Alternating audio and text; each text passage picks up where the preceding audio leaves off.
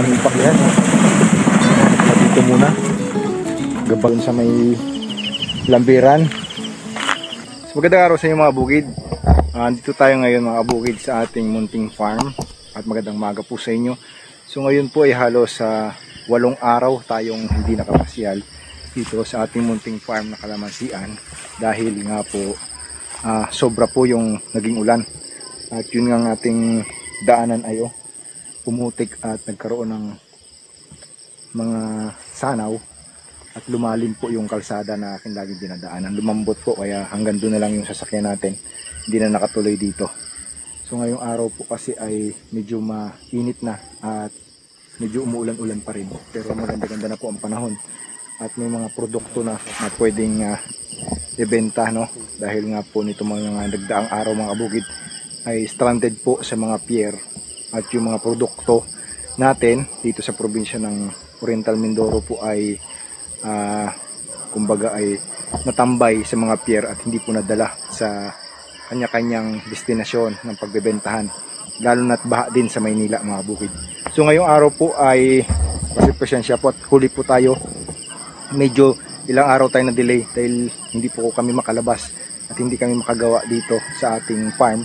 So ngayon po ay kami ngayon ay pansamantalang nag-harvest, no? At kami ay namimitas na ng konting kalamansi dito sa ating munting kalamansi mga bukid. Itong mga kalamansi natin ay pwede ng pitasan. So yan. Pitas ka na nga. Ay ito. Oh, napipitasan na po itong aming munting farm ng konting kalamansi. Ito muna model ko ha. Maingay sila dun eh. Yan. Sumulo dito. Dito ka talaga ay. Kanina, tinawag lang ako na rin dito. Ay, nabakli yung isang sanga na yun. Puputulin to. Hindi. Kala ko'y bali. Puproningin yan. Naglaylay na eh. So yung mga bukid, no? Halos 1 taon at kalahati ay napipitasan na namin itong maliit namin kalamansi. Oh. Yan. Halos nakapitas na kami.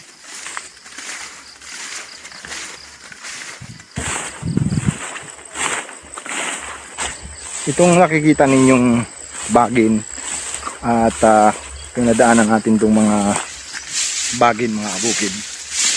Sadya pong hindi ko to inispray ng herbicide. Niyuyupit ko lang ito. Tapos nililinis ko lang yun sa may puno. Yan o. Dito sa may puno. Yan lang nililinis ko. Pag sobra nga ang ulan, yung tinatawag nating run off water, yun yung grabe magpasira ng ng tanim. Yung impact ng halaman ay yung impact ng ulan mga kabukid dito sa lupa magsasabaw. Kaya pag walang damo nagsasabaw ang lupa.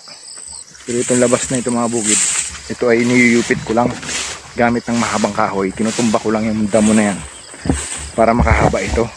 Itong bagay na ito, tsaka yung mga kalupong din yung mga bukid. Medyo magastos pero ganun talaga mga bukid. Kailangan tiis-tiisin dahil ang farming naman po hindi yan para sa nagmamadali.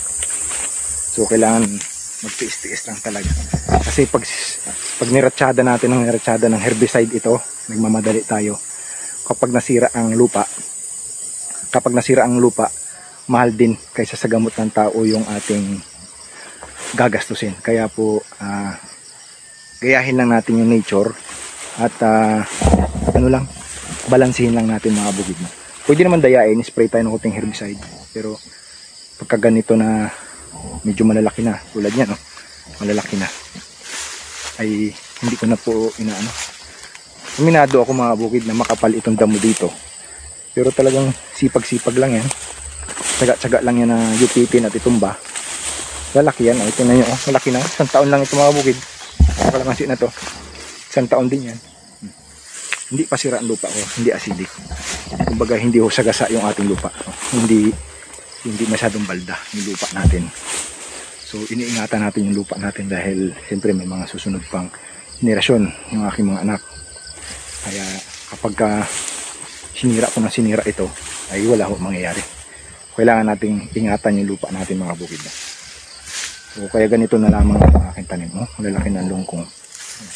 Kaya po yung ating mga subscriber at viewers ay nagtatanong talaga, napakasukal na araw ng farm natin.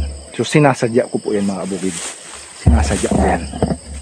Tulad nito, umulan ng matindi. Sasambutin talaga ng ano yan. Sila ang sasambot sa matinding ulan. Kayang-kaya nila yan. Kaya po hindi masyadong sagmaw dito. Walang sabaw ng tubig. Marami rin bunga. Hindi po ako nag-herbicide. Maraming bunga. Hindi rin po masyadong nag-spray ng insecticide. Dahil ito ang kinakain ng mga uod. May choices sila. Yan ang kinakain. May choices sila mga bukid. Kasi kung i-sprayin ko to lahat, ito lang makikita ng insekto. Hindi natin mauubos mga bukid ang insekto sa mundo. Kahit ibuhos pa natin lahat ng gamot sa pabrika. Hindi po natin mauubos. Hinan ninyo. Wala akong spray. Yung dahon ng butas-butas. Butas-butas ang dahon ng mga damo. Hindi lang kalamansi ang kanilang babanatan. Kasi pag in-spray natin lahat ito, ay kalamansi lang ang babanatan nito mga bukid. Mga uod, kalamansi lang. Ay ngayon, may choices silang damo. Di ba naiingatan din natin ang ating kalamansi? Utay. Ganun lang mga bukid. Ang diskarte ko dahil walang ako pera. Marami lang ako'y oras. Kaya nagtitiis lang po ako. At tinutulungan ako ng nature. So yun po yung diskarte ko sa pagpa-farming mga bukid. Kailangan na natin intindihin yung nature at obserbahan kung paano ang galaw. Huwag nating banggain yung nature. Dahil tayo rin ang kawawa. Wala tayong laban mga bukid. Kaya kailangan ng ating gawin, obserbahan lang kung paano ang galawan ng nature at sumabay lang tayo doon. So yun mga bukid, tara punta natin sila. So ngayon po ay nag-harvest kami, panoorin natin sila. So shinare ko lang po sa inyo yung aking gustong sabihin sa araw na to. At yun po, marami pong salamat sa inyong suporta at panonood sa ating channel mga bukid. Bukod tayo. Yan, hindi mo lagay yun. Tanggalin ang ano. Tanggalin ang takuyan. Tanggalin ang takuyan. Pati hirapan ang sarili yan. Ay, tanggalin eh. Ay, yun na yan. Paran. Pitas yan, malalaki talaga. Hamal ba yung drag ko? Patong ako kayo na drag Kahit ko. maliit na, makintab. Binalikan mo ng balbay na yun. Randel. Ay, Ay, kabahagi pa ng inyo nga yan. gato. Ganyan, binalikan lang nila ranag. Stress. Pili naman yun. Pili nga pinabalikan ko sana. Lalo na yung kilakin ken. Okay na to, ganito. Binalikan ko pa.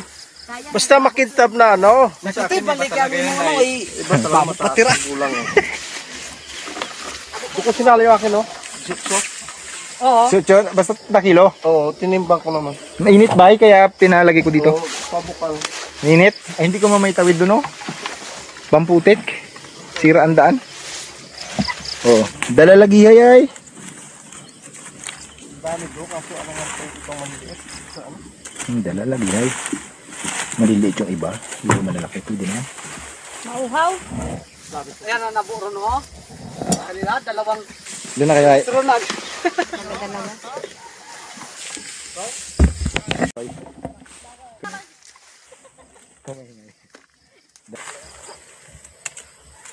Huwag masyadong kahapitin ha. Yung mga isot ay huwag. Ito pwede ito. Pero huwag lang ito. Huwag ito. Malambot na yan. Malaman ha. Ay. Ito, gamaoy tutuon. Ay hindi ito. Ay, ka. Maliliit pa. Ito dala na ito. Gahinog na ito eh.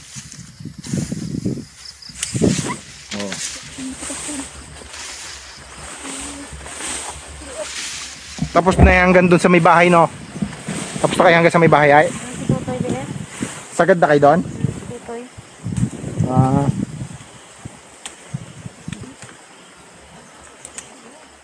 Saglit lang ito. Tapos na nga kayo ay. Konti lang bay. Ay, mahal ngayon ang kalamansi.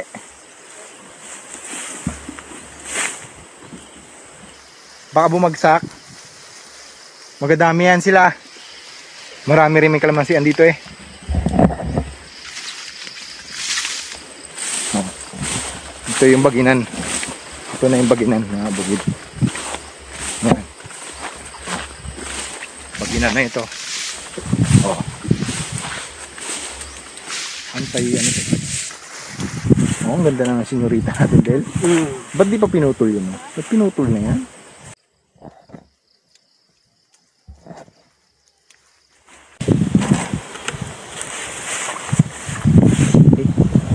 City. This tandaan mo lang. Wala pa tayong pakyan eh. Kaya dyan muna sa likod ng ano. Kasi na to. Si kuya yan. Dun sa ano. Dalawa naman silang sumaling dyan. Nagsali na dito si ano eh. Yung kapatid ni ate Navy Bing. Pangalan na na. Kanilang bunso. Bunso ba kayo? Basta yung sunod sa kanya. Wala ka kami pakyan. Dito muna. Gabagyo kasi kaya hindi na sagawa.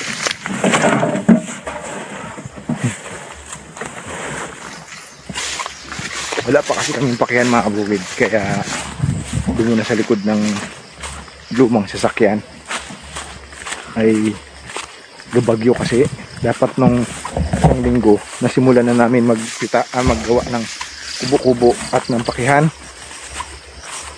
Ay bumagyo. Hindi namin natapos. Ito nga yung mga kahoy namin oh. Dito kami sana gagawa oh. Dito sa area na ito. Dito sa area na to kami sana gagawa ng kubo-kubo. Yan yung mga kahoy na pinamili namin oh. Binili namin to doon sa may lambiran. Ay oh, tambay nga. Sana kami gagawa ng kubo mga bukid sa area na to. Para po matapos na. Pero utay-utay lang dahil wala pa akong pantapos ng pan-labor nung kubo-kubo namin gagawin.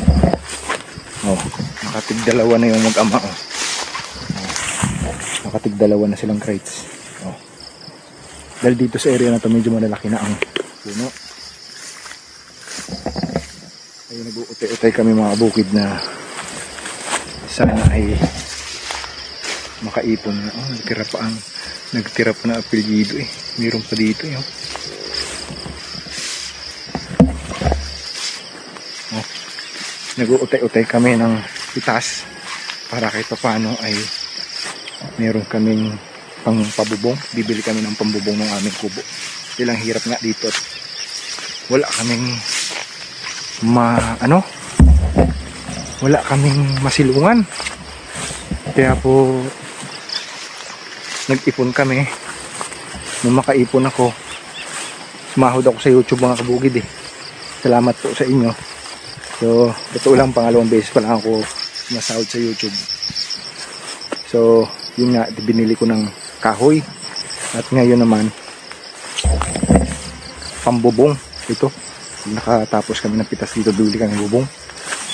Para, kasi hindi na ako makakakawang. Hindi na ako makakakawang dito dahil aagadin ko na to ng tabas. Dahil ako na mismo yung nagtatabas doon. Meron akong mga maliliit pang tanim ay naagad ko na ng tabas mga bukid. Dahil napakabilis ng damo. Yan po kasi yung ano ko oh. Tinanin ko ang aking sinasabi. Ito yung sinasabi kong pinapakapal ko. Itong kalupong-gonyum na to. Sasakalin nito ang kugon para hindi na makaangat. Sasakalin din nito lahat ng klase ng damo para hindi na makaangat. So, yan oh. Yan oh. Sinakal na niya. Oh. Flat na yan. So, hahawa na lang ako ng damo pagka hahawanin ko na lang yan pag umabot dito sa puno ng kalamansi. So, ito na po mga kabukid yung aking kaunting kalamansian na siningitan ko ng avocado. Yan o. Ito na yung tanim natin last year. Tinanim natin to July din. So, July na ngayon. Isang taon na to mga kabukid. Ito. Yan po ay cardinal. Ang lahi niyan. So, ito po ay 100 piraso. Dinagdagan ko rin itong June lang rin last month ng 100 pa. So 200 na po yung ating mother tree. Dahil pupunuin naman natin yung bakanting lote doon, yung bundok doon na hindi mabuhayan ng tanim. So yan ang ating tatanim doon sa bundok na yun, sa dulo. Doon yun sa dulo. So sa ngayon mga bukid ay ganito na lang muna ang ating gagawin. So utay-utay lang dahil totoo hindi talaga natin mabigla at napakalaki yung budget ang ating gagawin mga bukid. So yun po mga bukid, no. So, maraming salamat po sa inyong suporta at panonood dito sa ating channel. So kasi kami ay kakaunti lang naman po yung napitas namin bunga. So maya ipatapos na rin sila. So uuwi na rin ako maya at papakihin namin at saka ibebenta mga bukid. So yun po, maraming salamat po sa inyong suporta at panonood dito po sa ating channel. Hindi po sanang kalimutan pindutin ang subscribe button at ang notification bell para po lagi kayong updated dito sa ating konting kwentuhan. Maraming salamat po. Paalam.